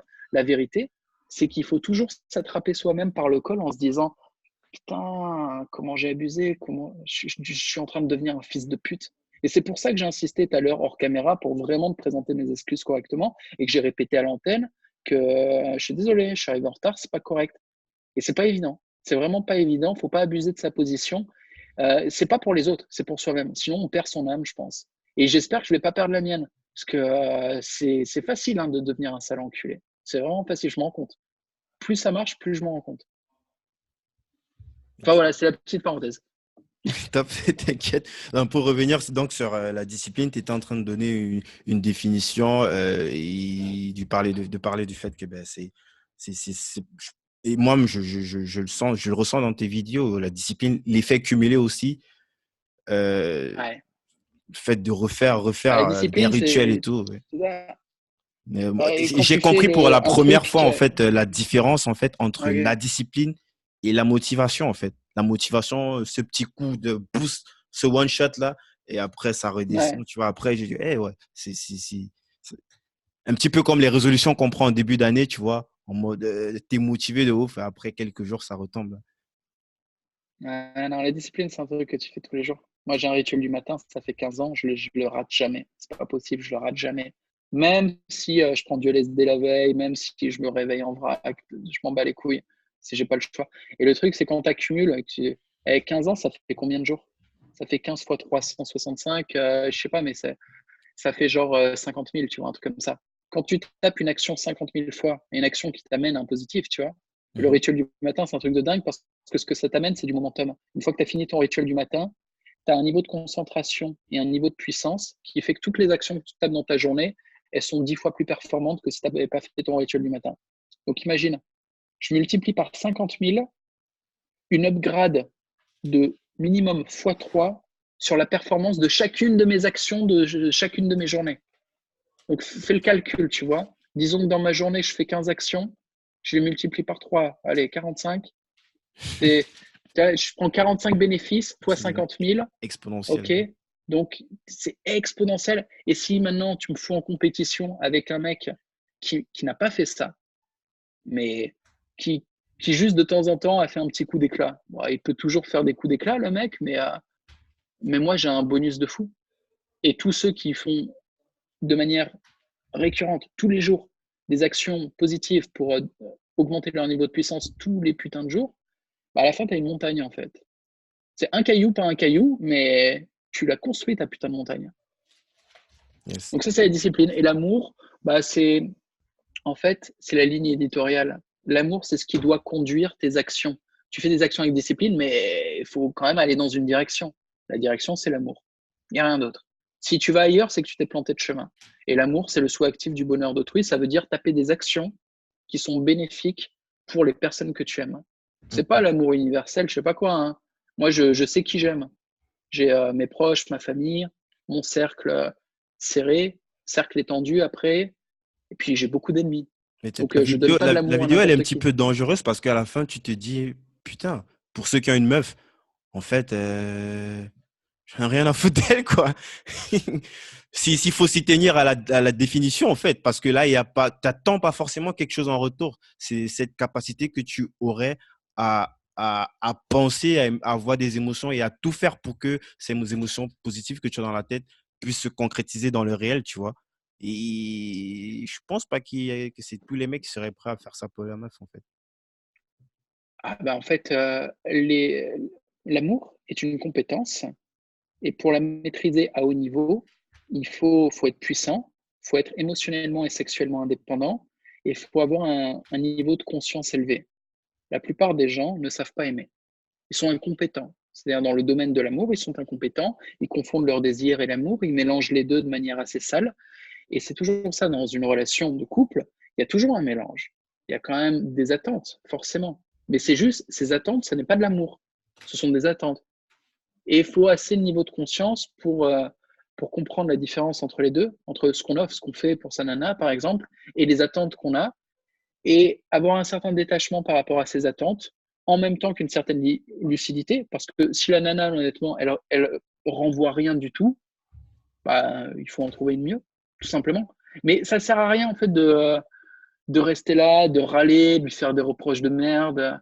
C'est très difficile de former une nana. Quand on est un mec, éduquer une nana à mieux aimer, c'est compliqué. Et c'est l'illusion qu'ont plein de mecs.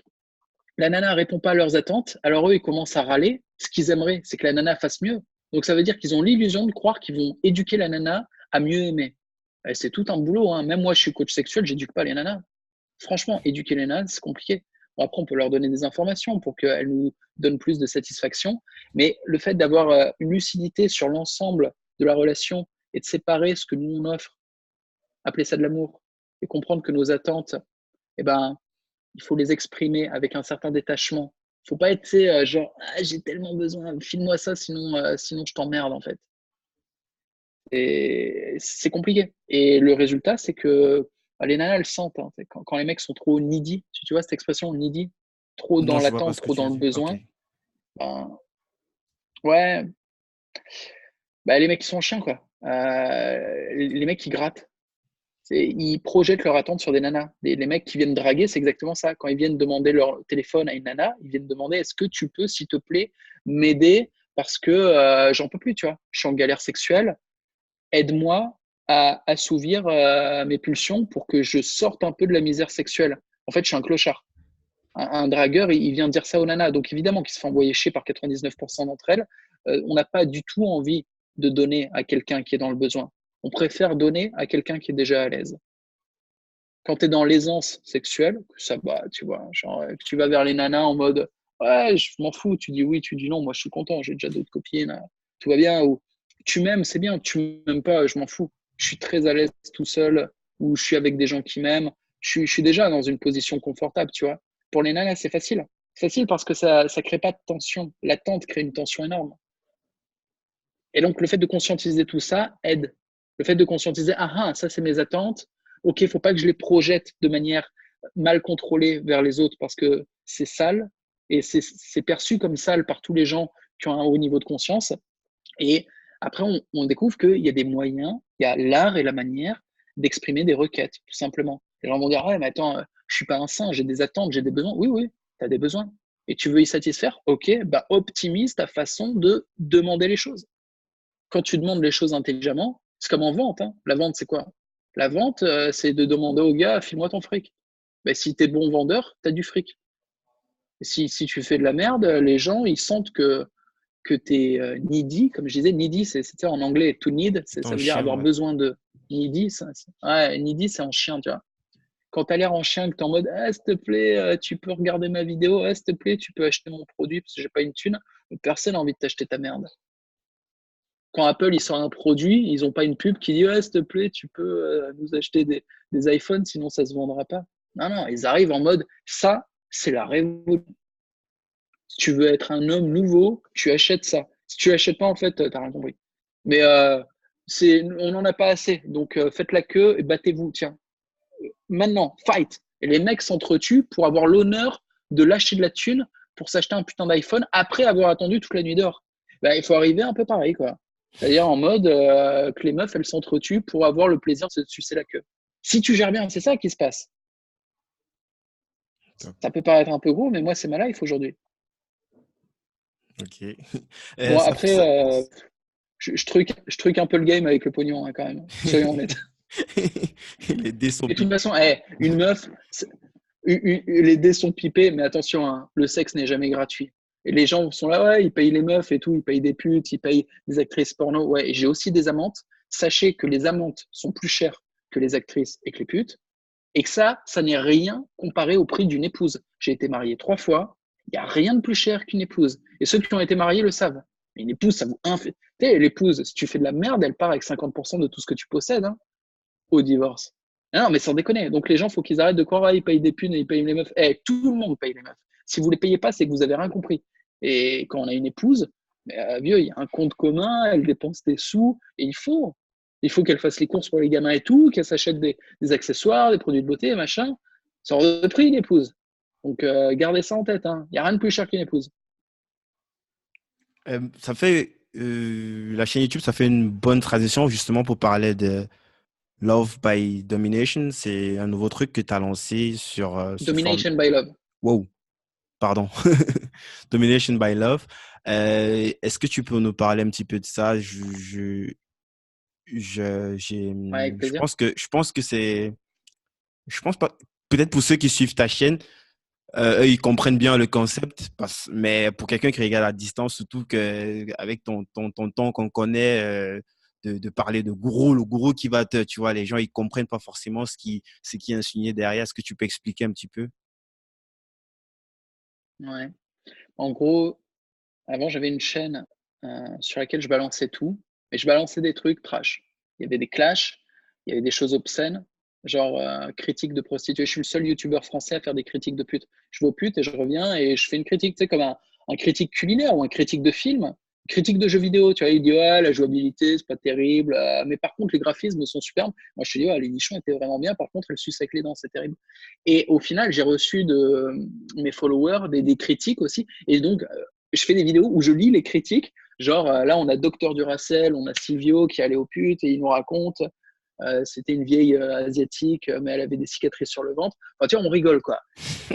J'ai fait pas mal de vidéos comme ça sur ma première chaîne. Et au milieu de ça, je te foutais des vidéos de développement personnel comme celles que tu as aimées sur la discipline et l'amour. Le truc, c'est que de mélanger tout ça crée quand même une confusion. Les gens sont parfois choqués de dire attends, mais là, je viens de tomber sur une vidéo absolument dégueulasse avec une pute bourrée qui a fait que des conneries. Et derrière, il nous sort une vidéo de développement personnel qui est une des meilleures que j'ai jamais vues dans le style. Comment? Pourquoi? Et donc, ce que j'ai fait, c'est que j'ai séparé. J'ai créé une nouvelle chaîne, Domination by Love, qui veut dire en fait domination par l'amour. J'apprends des techniques de domination qui sont à l'inverse des techniques obscures. Il y a plein de techniques de manipulation obscures que je décris d'ailleurs et que j'enseigne parce qu'il faut les maîtriser pour s'en libérer. Et surtout, il faut les maîtriser pour contrecarrer tous les gens et tous les organismes qui vont les utiliser contre nous. Domination par l'agressivité, domination par la culpabilité, domination par la confusion, domination par l'interrogation, domination par le mensonge. Il y a plein de formes de domination que les gens utilisent constamment et que les médias utilisent. Enfin, là, il faut les comprendre pour déjà ne pas les reproduire. Sinon, on les reproduit malgré nous juste pour survivre. Et bref, dans cette chaîne Domination by Love, j'apprends comment gérer ces techniques obscures pour ne pas en être la victime. J'apprends aussi comment dominer par amour. Dominer par amour, c'est très simple. Hein. Tu domines, mais tu penses ou tu prends soin du bonheur ou des intérêts de la personne que tu domines. C'est-à-dire que pendant le processus de domination, la personne qui se fait dominer par le dominant reçoit un bénéfice et à la fin, elle est contente. Et très clairement, ça peut être un deal. Un vendeur qui vend un bon produit à un client, bah, le vendeur est dominant. C'est lui qui a l'initiative de la transaction. Donc, il va dominer. C'est lui qui va guider. C'est lui qui va parler. Tu vois. Et ben, si le produit est bon et qui correspond aux besoins du client, tout va bien. Je veux dire, la domination est positive. Domination positive classique, la pédagogie. Tu as un professeur qui enseigne une compétence à un élève, c'est de la domination. Il y a un rapport hiérarchique et c'est le professeur qui dirige la conversation. C'est pas freestyle. C'est vraiment un rapport dominant-dominé. Et ce rapport est positif. À la fin, l'élève a pris le bénéfice et c'est qu'il a une nouvelle compétence ou il y a un plus haut niveau de compétence. Et le prof, lui, le bénéfice qu'il va avoir, c'est qu'il va recevoir la gratitude de l'élève et en même temps, il va aussi satisfaire son besoin d'importance parce que tandis qu'il va enseigner, il va se sentir connecté à sa mission et il sera heureux. C'est très, très important, tu vois, d'avoir du sens dans sa vie. Et on vit dans un système comme ça qui renie en fait complètement en France le rapport de domination. Genre, on nous impose un égalitarisme complètement illusoire, abstrait, ça n'existe pas. Ça existe dans les jeux vidéo, dans Pokémon, tu vois, tu peux faire égalité sur un match. Dans la réalité, il n'y a pas d'égalité. Et en niant ce principe à la fois de domination, eh ben, les gens se font niquer parce qu'en fait, ils se font dominer tout le temps sans en avoir conscience, parce que ça devient tabou. Ils peuvent même plus réfléchir clairement sur le sujet. C'est interdit en France d'être dominant. Le pays se féminise. C'est interdit aussi d'avoir des responsabilités. La domination par la prise de responsabilité. C'est comme un homme, tu prends tes responsabilités. Prends soin de ta famille, prends soin de ta situation, de ta boîte, tout. Tu prends tes putains de responsabilités. C'est ultra dominant. Et en France, tu vois, c'est presque un tabou, tu vois, d'être viril, de prendre ses responsabilités, de prendre les choses en charge. Et moi, je suis en mode, vas-y, on défonce tout là. On va baiser le système, on va monter en puissance, on va prendre notre indépendance Et j'ai des exemples. Il y a le mien, mais pas que. Parmi les gars qui me suivent, il y a des mecs bien dominants, des mecs à la fois qui gagnent bien leur vie, qui vivent dans des endroits très très sympas, qui ont une activité qui les passionne, qui au jour le jour, c'est pas des merdes, c'est des gars, ils vont à la salle, ils font de la boxe, ils font du MMA. Enfin, tu vois, à tout point de vue, les gars, tu dis, ça va, tu vois.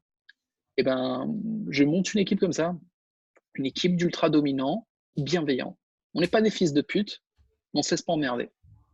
Et ça s'adresse à qui? Est-ce que c'est tout le monde qui peut avoir accès, par exemple, à ce... Je sais pas si c'est un forum ou...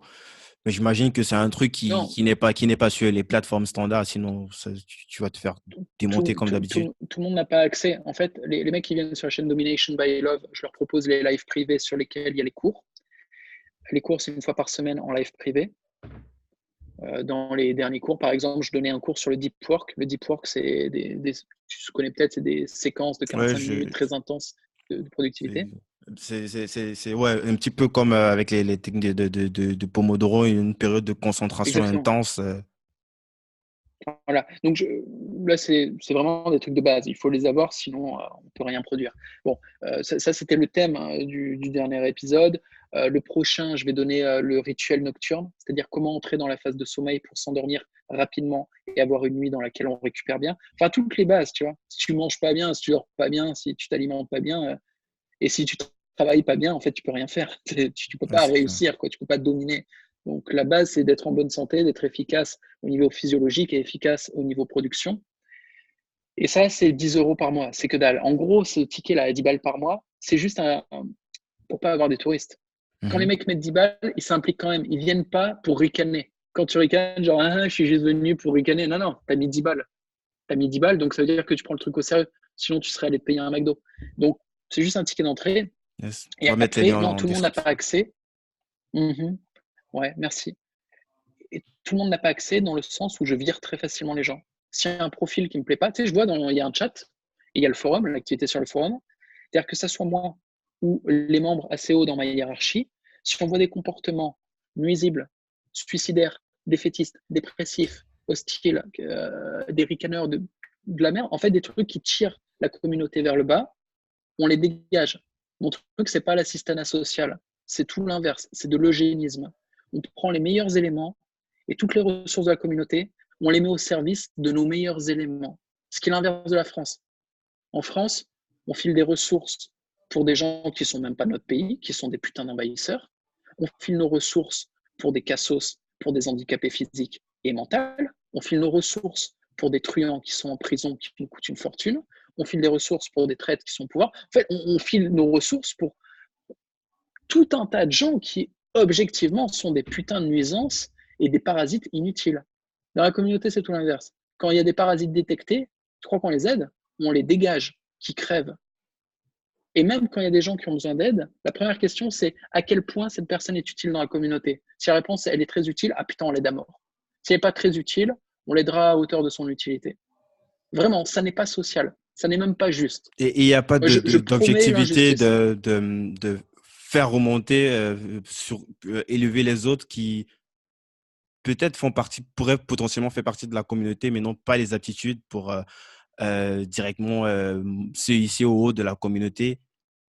Je sais pas si Non, mais non, c'est pas clair. je sais En pas si fait, c'est clair. s'ils ont un potentiel, s'ils ont un potentiel, ils ont de la valeur. Mhm. S'ils n'ont pas de potentiel, ils en ont peu. C'est un mélange. On va dire qu'un mec qui a à la fois du potentiel et qui a déjà une très belle situation financière et qui vit dans un endroit qui géographiquement m'intéresse au niveau du networking, un mec qui a tout, tu vois, bah forcément, il est prioritaire sur tous les autres. Un type qui a encore rien. Par exemple, il y a des mecs qui sont jeunes. Dans la communauté, il y a de tout. Il y a des gars qui ont la quarantaine, mais il y a des gars qui ont genre 15 ans. Et parmi ces jeunes de 15 ans, 15 tu ans. en as certains qui ont des potentiels de dingue. Genre, il y en a un qui fait du sport, là, qui est champion de France en force. Il fait de l'haltérophilie et il est champion de France. Quel que soit le sport, quand tu es champion d'un pays, c'est que en fait, tu as une méthode de travail et tu as un niveau de détermination énorme. Et bien celui-là, je le suis personnellement parce qu'il a un potentiel de fou. Il s'appelle Malik. Je te fais une dédicace si tu regardes la vidéo. Lui, je l'ai au téléphone une fois tous les 4 jours. Parce qu'il a un putain de potentiel, je crois en lui, je vais le pousser. Et je sais que quand il sera au top, et il va être au top, tu vois. En même temps, il est entrepreneur. Il a 15 ans, il gagne déjà des sous, il est champion de France dans sa discipline sportive, il nique tout ce jeune, il est trop fort. Et ben, pour l'instant, sa situation n'est pas encore, tu vois, il gagne pas des milliers et des cents et il n'est pas méga à l'aise, il est encore à l'école, tu vois. Mais moi, je pense qu'il ira loin et que ça sera un putain d'atout pour la communauté. Donc, ouais, là, je dis oui. Il y a des meufs à Donc, l'intérieur? ça, c'est le potentiel. Non, non, non, il y a pas, il y a deux, trois nanas perdues comme ça qui, bah, au moins, elles peuvent voir ce que c'est des vrais mecs, mais c'est pas pour Les les meufs, femmes. elles ont Ça payé n'est pas pour être à mixte. l'intérieur, en fait. Ouais, elles ont payé pour être à l'intérieur. Écoute, ça leur donne des Je infos serais sur curieux ce de voir que. les profils de ceux... Quelle meuf peut être assez tarée pour aller... Parce qu'on ne Mais s'attend pas écoute, forcément à ce pas qu'il y ait des si meufs. taré. Mec, pas si taré. Moi, les profils, j'en ai vu une. J'en ai baisé une, la meuf de ma communauté, la dernière fois où je suis passé en France. Et ben, le profil de la meuf, bah, quoi, il faut taper dans sa communauté. Et si ma communauté, c'était des femmes, crois-moi bien que je taperais dans longueur de temps. Mais c'est pas le cas, c'est que des mecs. Donc, Putain, ce je me fais podcast, payer ça par ma sera du communauté. gros n'importe quoi.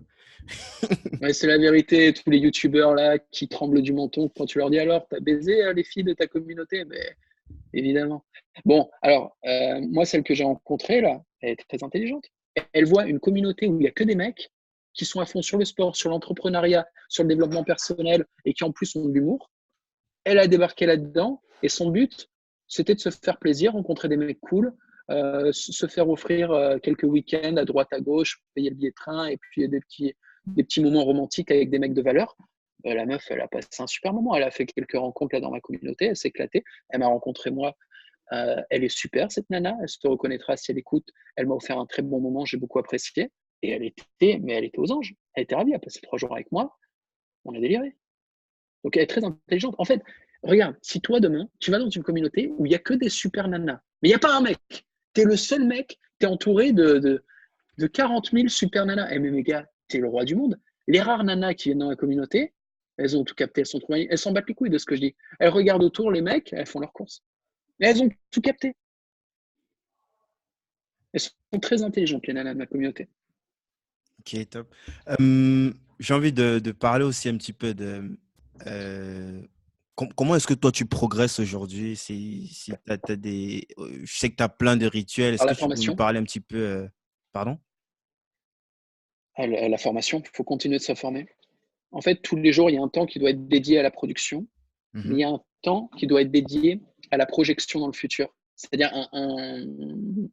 une ou deux séquences dans la journée sur laquelle soit tu te formes, soit tu travailles sur un projet qui aura des bénéfices futurs, qui fait que ta situation actuelle va s'améliorer. Tu ne peux pas te contenter de rester à niveau, tu vois, de maintenir et de sécuriser ta position. C'est une stratégie de loser, quoi. Tu es obligé d'agir en fait pour grimper et pour te développer. Donc ça passe par l'auto-formation ou des formations. J'ai Mhm. des coachs en marketing, un coach en boxe, des coachs spirituels. Enfin, quand je veux un domaine, là, il faudrait que je trouve un psychiatre ou un psychanalyste, je sais pas, pour me libérer de mon Ça sera narcissisme. il aura ça sera du gros top pour le mec parce que là, ça Ah, c'est chaud, ça va être chaud. et j'y crois même pas. Hein. Honnêtement, j'y vais parce que je commence à me rendre compte. C'est des copines que je respecte beaucoup qui m'ont dit Jean-Marie, il faut Mais que tu moi, je voir un trouve que c'est très bien hein, parce que les gens, Mais c'est la vérité. ils pensent à aller à l'hôpital lorsqu'ils ils ont une fracture, ils ont une blessure, mais ils savent pas que ben, c'est normal de se faire soigner la tête aussi. Ça veut pas forcément dire que tu es malade, mais Mhm. tu peux prévenir des choses, tu peux créer une certaine aisance, je sais pas, anticiper peut-être sur des trucs qui pourraient potentiellement arriver dans 5 10 ans si tu commences pas à travailler à partir de maintenant, quoi. C'est ça, ouais. Bah, rattraper un déséquilibre qui, comme tu viens de le dire, va te baiser la gueule d'une force pas possible dans 10 ans. Ça se trouve, si je n'arrive pas à mon déséquilibre, j'arriverai pas à monter une famille. Tu vois la conséquence du truc, quoi. Ça peut être énorme. Yes. Ou ça se trouve, ça va me pousser à faire le con et je vais avoir des embrouilles avec la mafia, avec la police, et je sais pas quoi. Juste parce que je veux montrer ma vie. À un moment ou à un autre, il faut que je me mette 3 claques et je me dise, vas-y, peut-être que c'est pas nécessaire. T'as fait assez de films, arrête. Et j'arrive pas, tu vois. T'es- Faut t'es- t'as- peut-être qu'un psy me le dise. Ça va être chaud, franchement. Ça va être chaud. Ah, je sais. C'est Mais faisable, hein, mais ça on va être chaud. n'arrive Il pas. va falloir beaucoup de. Je sais pas combien il va faire, mais. Je me suis un peu renseigné. Les mecs qui souffrent d'un trouble de l'identité narcissique, généralement, ne veulent pas se soigner.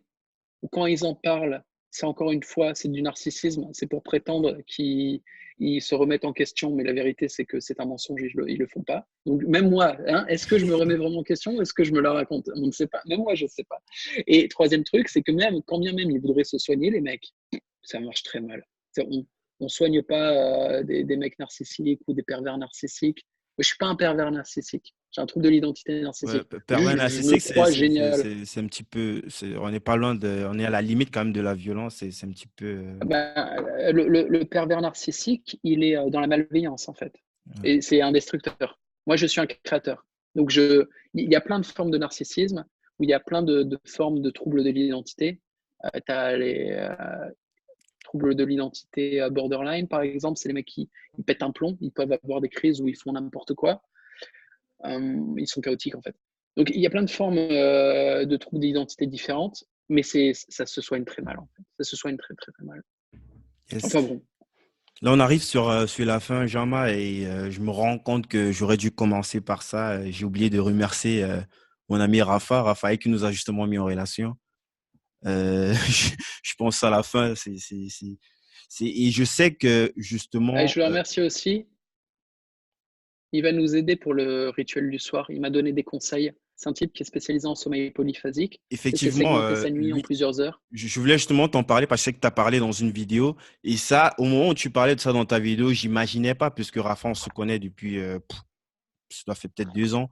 Et je Ok. sais qu'il en pratiquait, mais je savais pas entre-temps qu'il bossait pour toi. Et quand je t'ai entendu parler dans la vidéo, parce que je connais un seul mec, parce je me rappelle à l'époque, on faisait des petits masterminds, il avait cafouillé partout Ouais. ici en Europe. Personne n'en parle. Il y a que des infos. Tu l'auras juste peut-être chez les Américains et tout. Et j'ai pensé Ouais, c'est directement à ça, en lui, anglais. mais je savais pas que je savais pas que vous bossiez ensemble. Si, C'est... si. Mais en fait, je suis tombé sur lui quand j'ai fait mes recherches en sommeil polyphasique, mais il avait arrêté. Il était plus actif à ce moment-là en tant que coach. Mais Donc, il j'ai allait pris à un fond, hein. coach. Je crois qu'il a fait au Ouais. moins peut-être 6 mois. Il dormait tout le temps à intervalles réguliers de, je crois, 20 minutes de sommeil chaque 2 heures ou chaque 3 heures. Non, mais il a fait le dingue. Il est Il allait à super loin. fond. Il a fait ça. Il Il, bouffait il fait comme. aussi. Il mange pas. Il a fait des diètes. Genre, il mangeait une fois tous les 3 jours, des trucs comme ça, quoi. C'est un Il faisait fou. du jeûne. Ouais, ouais, Franchement. non, il est vraiment loin dans son truc. Mais en fait, quand tu pars si loin, tu apprends à dominer ta volonté. C'est-à-dire qu'à un Ouais, moment ou un autre, le corps réagit et l'esprit réagit. Le corps, il réagit douleur. Vraiment, tu sais, as des sensations cheloues au niveau ouais, gastrique, tu as même dans tes bras et tout, c'est bizarre, quoi. Tu dis, je vais crever. Et tu as l'esprit qui panique ouais. parce que ça envoie des signaux, genre bouffe, sinon tu vas crever, bois, sinon tu vas crever, dors, sinon tu as des hallucinations, tu vois, ou tu pars en dépression, ou tu as des nausées. Enfin, tu vois, le manque de sommeil a des conséquences ultra désagréables physiquement et mentalement. Et donc, quand tu t'imposes ça et que tu passes à travers en survivant, ben, au final, tu te rends compte que l'esprit jacasse et fait du bruit, mais c'est pas toi. Ton identité est plus profonde que ça. Et tu peux dire à ton esprit, ta gueule. Ce qui est hyper chaud, hein. C'est Mhm. vraiment chaud Là, de il faut dominer son pousser le esprit. truc, franchement. Tu parles là, ça Ah est ouais, facile, mais c'est autre chose, quoi. On a vu non, non, c'est. Raphaël plein de fois. Le mec, il a poussé le truc, Au franchement, bout de sa jusqu'au life. bout. Et toi, justement, parce que moi, à un moment, j'ai failli. J'ai failli parce que j'étais sur plein de projets en ce moment-là et j'arrivais pas à trouver du temps. En fait, je me disais, mais peut-être la solution, c'est de faire comme Rafa et Ouais. peut-être je pourrais me dégager un peu plus de temps. Sauf que Rafa, lui, c'était pas hier qu'il avait commencé, tu vois, il avait poussé le truc très C'est loin et ça. son corps avait pris déjà le rythme, en fait, au point où il Ouais, pourrait. ben, il y a des phases d'adaptation qui durent 1 mois et demi, 2 mois. Toi, tu as poussé le truc parce que je sais que tu as commencé à un moment, tu as poussé le truc à fond. Comme je sais que quand tu commences, généralement, tu pousses quand même assez. Ouais, ouais, au début, je suis allé très fort. Je faisais du sommeil segmenté. C'est-à-dire, tu sais, je me levais en pleine nuit, je faisais 4 Mhm, heures de travail en pleine nuit, puis je me recouchais, je me relevais le matin. Et finalement, j'ai arrêté de faire ça, mais j'ai utilisé En fait, ce truc-là te donne une nouvelle forme de discipline. mhm, La discipline, c'est quoi? C'est de s'imposer une violence. C'est ton corps et ton esprit te dit arrête. C'est comme au sport, tu sais. Tu fais des ouais, répétitions sur tes pompes et ton corps il dit arrête, tu peux plus faire pompe. Et toi, tu dis ta gueule et t'en fais une de plus. Et tu mhm. dis ta gueule à qui? À ton corps et ton esprit. Et ben, avec ce genre de trucs ultra violents comme le sommeil polyphasique, quand tu n'as vraiment pas envie de te lever, vieux, t'es un putain de zombie. Et tu es là, tu te forces à travailler. Tu te forces à te lever, tu te forces à aller faire du sport. Et je suis allé des fois faire des séances de sport alors que Dieu, j'avais pas assez dormi et ça faisait un mois que je dormais plus parce que je faisais le rythme sommeil polyphasique. C'est des trucs de fou, tu sais, quand tu essayes de dormir 4 heures par nuit et de tenir le truc et que tu continues de bosser Merde, 14 heures par jour. encore ce truc de Mais on lumière. le voit toujours. Hein. Je dois rire là, Bon, sinon bref, on voit plus rien. le truc, c'est que une fois que tu as passé ce stade, derrière, quand tu reviens à des rythmes de sommeil un peu plus faciles, bah, tu as un niveau de discipline qui est bien supérieur. Donc, foutre ton réveil à 6 heures ou même 5 heures du matin, tu es là, mais easy, les gars, Ouais. easy, il n'y a pas de souci. En plus, il y a des petites techniques pour aider tout ça. Et tu n'es pas du tout dans une dépression ou tu n'es pas du tout. Des fois, l'esprit en fait des tonnes. Juste parce que tu n'as pas assez dormi, l'esprit te fait croire que tu es fatigué. Alors qu'en fait, non. Tu as des ressources encore dans le corps. Tu n'es pas si fatigué. C'est juste l'idée que tu t'en fais. Donc, c'est ça que ça donne. Ça donne un pouvoir de domination sur le corps et l'esprit, ce genre de pratique. Et lui qui ne mange pas, qui ne boit pas, mais imagine le pouvoir qu'il a par rapport à un mec normal. Un mec normal, tu lui mets 3 claques, tu le mets en prison dans un cachot pendant 15 jours, c'est le bout de sa life, tu vois, il va se prendre en Ouais. prison. Rafa, tu le fous en tôle, au bout de 2 mois, il est en mode je suis à Il est l'aise, relax, quoi. tu vois, Pareil, il a un même niveau en fait de solidité nerveuse, le gars, tu peux pas tester. trop ouf. Et est-ce que tu aurais des bouquins à nous recommander, Jean-Marc? Mais bon, concrètement, attends, je finis juste là-dessus. Mon exemple d'être dans un cachot et de survivre est surréaliste. Mais dans la réalité, ce qui nous arrive, c'est que quand on est dans un projet, qu'on lance son entreprise, par exemple, il y a des périodes de rush, surtout au début. Il faut travailler comme un enculé, quoi. Et il y a plein de gens qui craquent. Il y a plein de gens qui craquent. Mais le gars qui a déjà cette discipline, qui sait se retenir de manger, qui sait se retenir de dormir, bah, quand il est face à tous ces trucs-là, qui sont très stressants, bah, il est habitué à gérer le stress et son corps va pas être en panique totale, tu vois. Il va encaisser, il va continuer d'avancer et il va pas crever. Et surtout, il va pas avoir l'illusion qu'il va mourir alors qu'il n'y a pas vraiment de risque. Donc, c'est ça le but, en fait. C'est d'avoir une plus grosse résistance nerveuse. Donc, Rafa fait partie de la communauté. Il nous transmet du savoir et on le fait tourner, quoi. Donc, ouais, merci à lui. Et Yes, yes. vas-y pour ta Je pense dernière que je question. vais, pour ceux qui s'intéressent, je vais mettre aussi le lien en description de sa vidéo. Il a une vidéo où il est en première position, où il explique justement ce que c'est Ouais, que le sommeil polyphasique. On va mettre ça en description pour ceux qui veulent, qui sont curieux cool. ou qui veulent pousser le truc plus loin comme lui. Euh, Il a dû donc, faire un site aussi. ouais, il avait un site à son nom, Rafa, mais je sais plus. Je vais lui demander, on va mettre, hein, vraiment pour ceux qui sont Ouais, ouais. intéressés. Bon, en même temps, j'en ai encore besoin de lui, donc vous n'allez pas le booker trop. Et est-ce que tu aurais des bouquins comme ça à nous recommander, peut-être des trucs que tu as lus dernièrement? Pour le plaisir, Utoya, c'est un bouquin qui procure beaucoup de belles émotions. Un très très beau bouquin. c'est- Voilà. Le mec Sinon, qui a pour. fusillé des personnes sur une île en Suède et tout, je crois, c'est un truc comme ça. Ah, ouais, c'est ça. Ouais. C'est un des bouquins où je me suis le plus marré. Bah, c'est des marxistes hein, qui flinguent aussi. Il flingue pas au hasard. Il est allé flinguer des marxistes. C'est vrai que ça soulage. Ça fait rigoler, quoi. Et quoi d'autre comme bouquin? Un bouquin qui s'appelle Petit guide de manipulation à l'usage des honnêtes gens. Très très bon pour comprendre le processus d'engagement. Quoi d'autre? Je crois que c'est dans la prophétie des anges, ou la prophétie des Andes, où il parle beaucoup de mécanismes de domination obscure. Très intéressant. Pour prendre les bases. Bon, c'est un peu trop romancé à mon goût, Mhm. mais qu'importe. La valeur est là. Ouais, c'est déjà pas mal. Top. Merci Jean-Ma. Mais J'ai un petit si truc. tu l'as pas Tu lu, voulais... Utoya, faut que tu le lises. Hein. J'ai juste entendu parler du documentaire, enfin du truc, puisqu'il y a eu plein de documentaires dessus. Mais le bouquin, c'est la manière dont il est écrit, hein, c'est hallucinant, quoi. C'est vraiment. Quand je dis que c'est drôle, les gens ils croient que c'est du cynisme ou quoi. Lisez-le. Il y a vraiment des parties très drôles. C'est pas juste moi qui suis cynique. Le bouquin, c'est c'est des faits réels qui sont racontés, mais c'est meilleur qu'un film d'action et c'est plus drôle. Faut le voir. C'est incroyable et ça fait réfléchir. Hein. Yes. Euh, Avant qu'on ne conclue, je voulais encore évoquer un petit point parce que c'est ce qui se dit beaucoup sur les réseaux te concernant et moi, je suis pas forcément d'accord avec parce que j'ai déjà pris le temps d'écouter plein de tes contenus pour me faire une idée un petit peu de ce que tu Mhm. défends. Tu vois, je suis pas d'accord. Il y a plein de choses sur lesquelles je suis pas d'accord avec toi.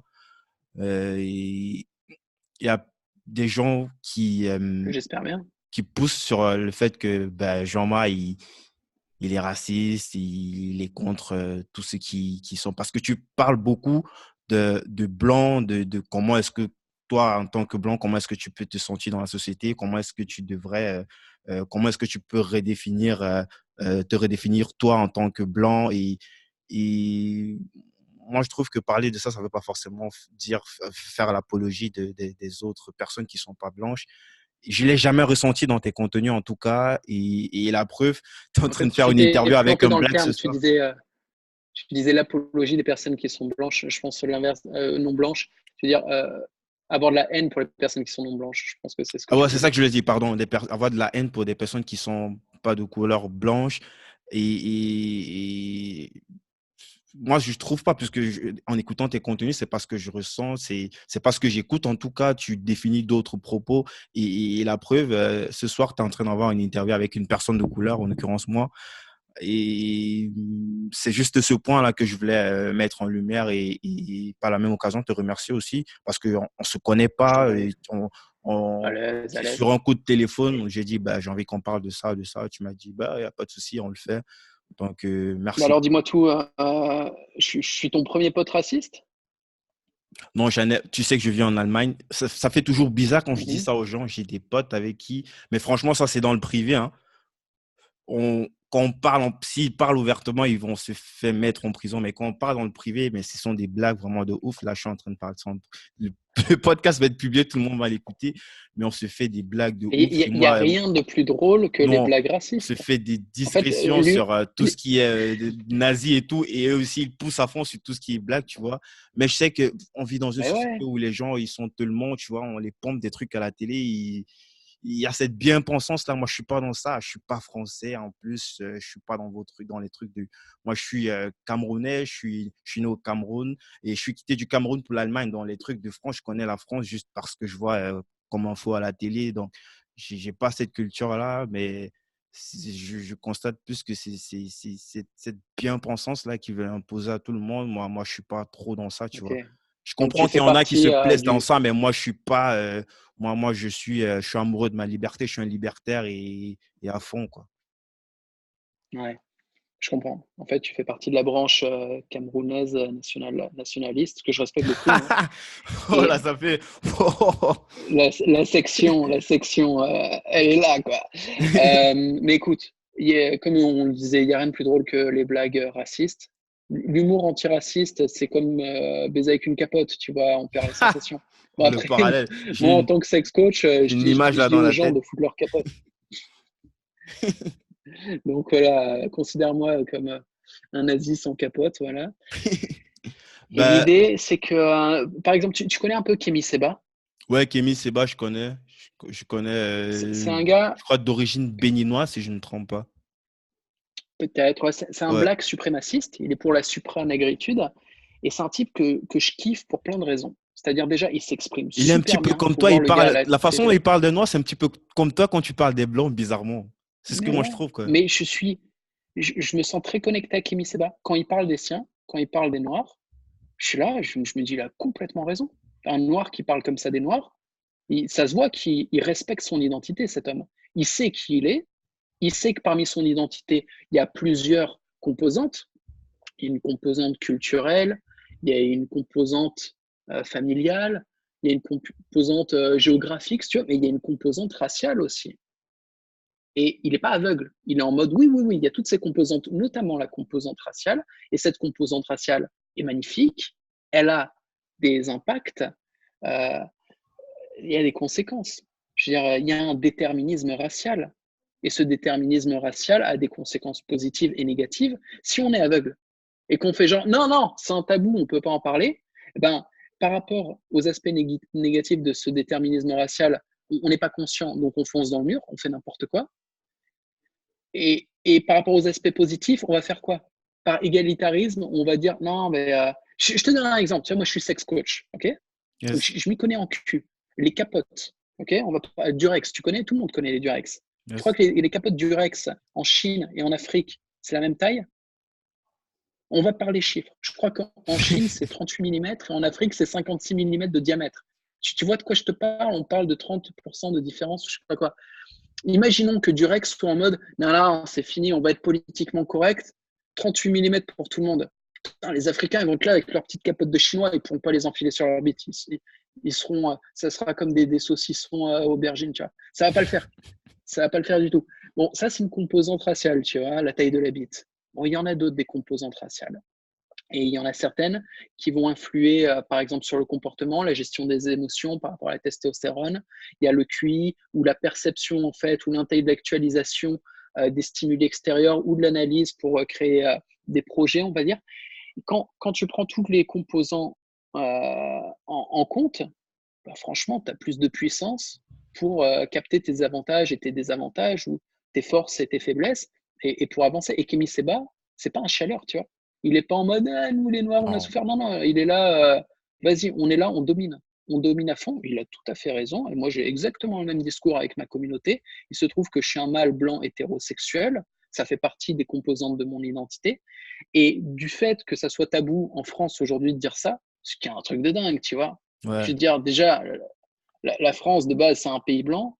Et bon, tu peux pas dire que je suis blanc et c'est un grand plaisir pour moi de l'être. Tu vois, et ça a un sens. Je veux dire, c'est pas rien.